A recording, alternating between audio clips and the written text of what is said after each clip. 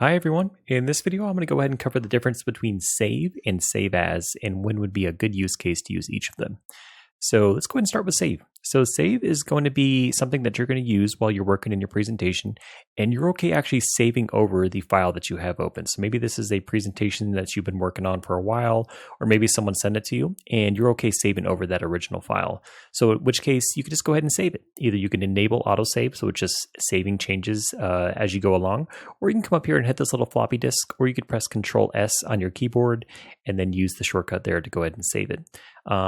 Again, I guess the primary use case may be a disadvantage for others who maybe don't want to overwrite the file that they have open. They want to go ahead and make changes to it, and then they want to go ahead and save it as a new file so that they're not saving over the existing file that they had open.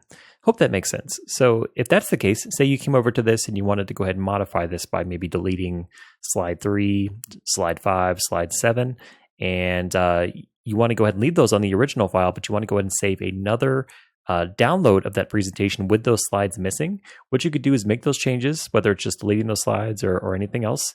And then once you're ready, go ahead and come over here to File, come over here to Save As. And then from here, you have a few different options available to you. You can go ahead and you can actually change the type. So you could change the type to maybe a PowerPoint template, or maybe you want to go ahead and save it as a video or an Adobe PDF file. You can do that here as well.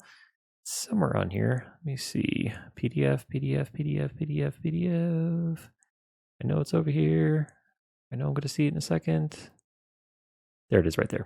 And like I mentioned, you could save this as a different file type. You can go ahead and choose where you want to save it. You could even rename it with a different name as well, so that you're able to distinguish between the original and also the new file that you're going to be saving with those changes. So once you're ready, whether it's changing it to a new file type or just changing the name, go ahead and click here to go ahead and change the destination where you're going to save it if needed. And then once you're done, go ahead and hit save.